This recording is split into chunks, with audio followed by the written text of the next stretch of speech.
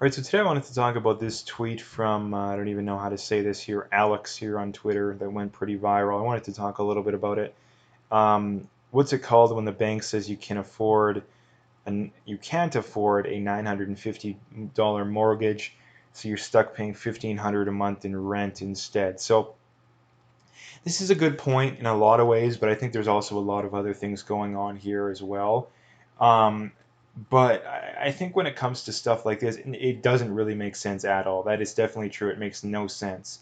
But here's the thing when it comes to this stuff too. The reason why, I mean, first we need to flesh out this idea that, oh, well, if you're paying more in rent anyway, why not just give you a mortgage? Well, 2008 kind of disproves that narrative, right? So I think that's something that people really need to understand is that one of the main things that caused, well, the main thing that caused the 2008 housing crash was underqualified people getting mortgages.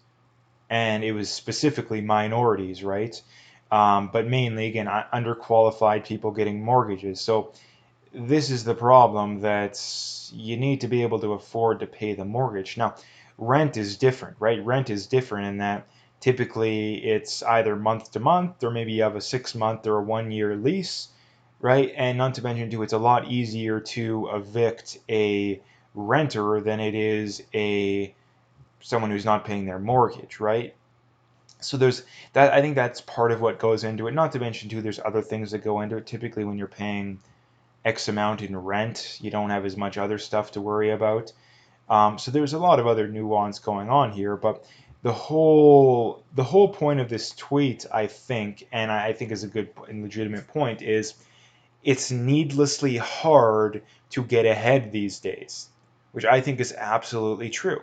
Now, here's the problem with that is that most people's solutions to these problems isn't going to fix the problem, right? The reason why, I mean, the main reason why housing is so expensive these days is government regulation.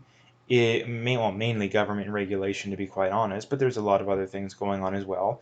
There's the pandemic, or the quote unquote pandemic, in that the government shut things down for no reason, which caused, I mean, a lot of places have eviction moratoriums, meaning there is an artificial, the supply is artificially low, which is going to increase the demand, which is going to increase the costs, right? So the big problem at the end of the day that people need to understand when it comes to housing and what's causing the prices to go up so much and why they're needlessly expensive is the government. It's not the free market. It's not anything. In fact, it's the opposite.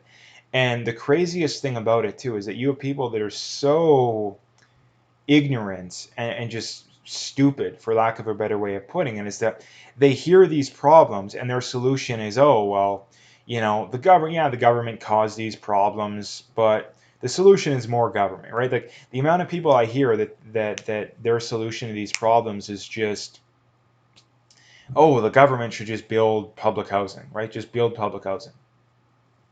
Like, are you really that stupid? Are you really that stupid? Have you not looked in places that have, like, look at in the states. Look at the Section 8 housing. Like that is it's like the slums of every city. Like, how can you be so stupid, right? And this is the reason why we face these problems as a society is that, I mean, at the end of the day, it all comes back to democracy, and that it's such a terrible system. It's not even funny, and it's just designed to keep the masses down while giving them the illusion that they have choice, right? Which at the end of the day, you really don't. Like, you really don't have choice. It's insanely rare to get someone that actually is going to bring about real change, and if they find if some miracle happens and they happen to get elected, well, typically they're so blocked and hamstrung that they can't get anything done.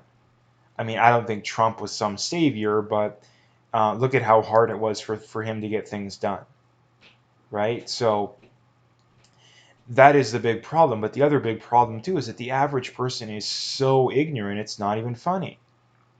Like, the average person is legitimately stupid enough to think that the solution to fix their problems is just more of the same, right? The unofficial definition of insanity is doing the same thing over and over again and expecting a different result. That is what we are doing as a society, right? Getting the government more involved in housing is doing more and doing the same thing over and over again and expecting a different result.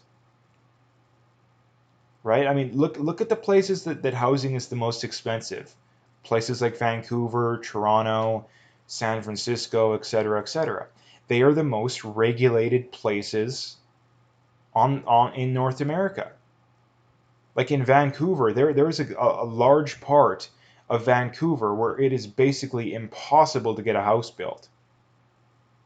Same goes for a lot of California, and that there's regulations that I forget there's an acronym for it that it basically just makes things needlessly hard to build. It makes things take way longer and way more expensive, and it does nothing. Now, the reason why, again, people are probably wondering, well, what incentive do people have to act directly against their own self-interest? And it's not necessarily that's the best way of putting it, because in a way it's against their own self-interest, but in a way it's not, because if you're someone who's on the left, you want these things, right? You want the government to run everything because you believe that you and the people around you are too incompetent to figure things out for yourself. That is the fundamental premise behind the leftist worldview. I mean, take the example of free healthcare, or not free, but taxpayer subsidized. Um, the reason people believe in taxpayer subsidized healthcare, it's not that it's better, because it's not, and it's objectively not. There's no debate on that.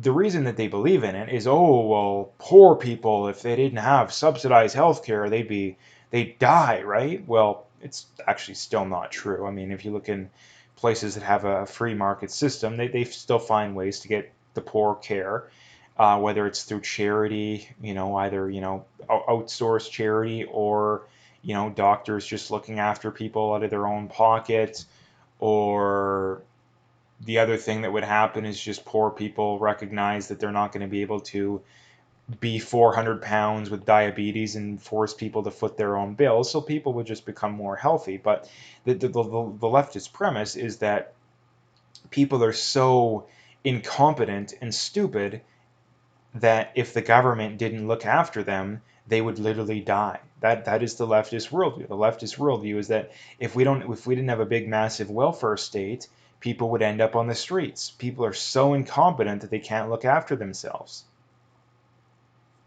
Right? So that's a real big problem. So getting back to it there, the reason that they support stuff like this, it's simply a political thing, I think, because I don't think that there's any other logical reason for them to do what they do, right? And that, I mean, if you look at these people, like there's no logical reason to support rent control, to support government housing, or any of this kind of stuff. Not that it's not a good idea on paper, but in practice it doesn't work out, right?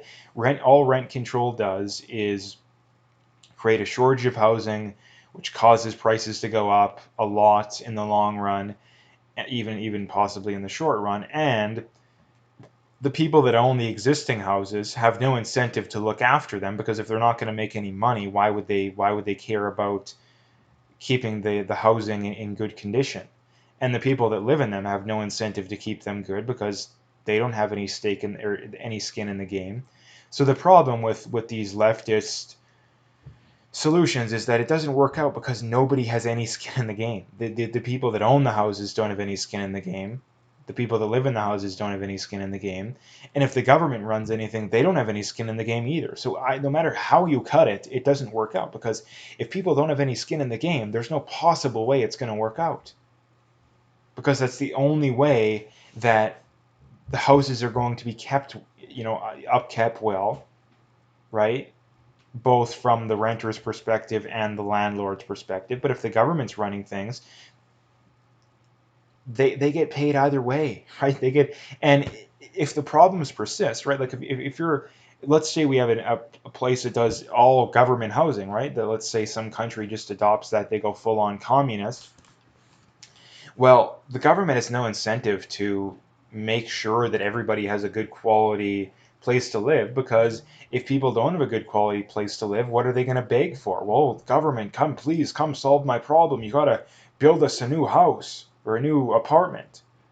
So no matter what happens, they benefit, right? No matter what happens, people come running to the government to solve their problems. So this is the problem with these leftist solutions, is that no matter how you cut it, they're not going to work out. It doesn't matter how you cut it. So that's something people really need to understand. But again, when it comes to stuff like this, I would agree that things are needless. It is needlessly hard to get by these days, right?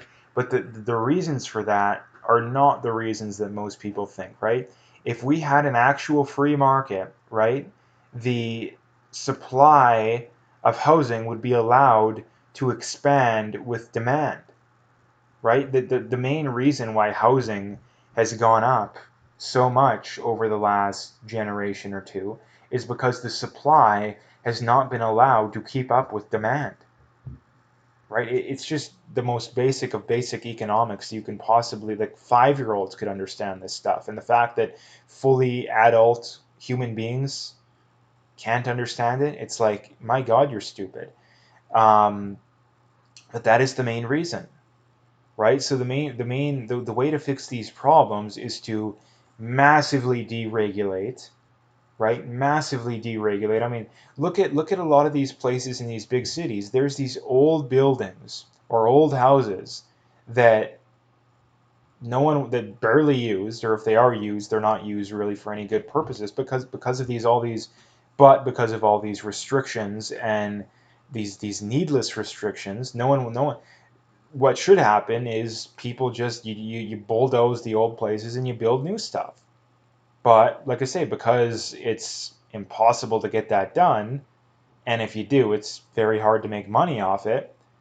Nobody does it, which causes again even more of a limited supply, right? I mean, if you look at I mean, you compare these U.S. cities. Houston, Texas is a city that I don't think they have any zoning regulations or any of that kind of stuff.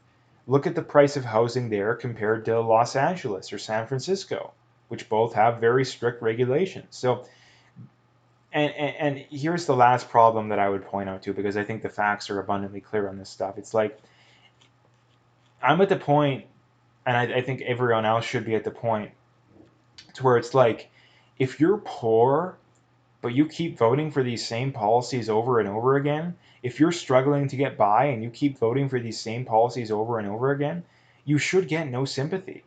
In fact, you deserve the position that you're in. And this is the only way we're going to fix these problems in society, is the I mean the only way people learn these days is the hard way. Right? That is the only way people learn. It's unfortunate, but it's true. So anyway, that's what I wanted to bring up today. So if you liked the video, make sure you hit that like and subscribe if you haven't already. Make sure you check out those links below. Follow me on those other platforms if you haven't already. If you want to donate, you could do that as well. But like I say, check out those links and stay tuned for more.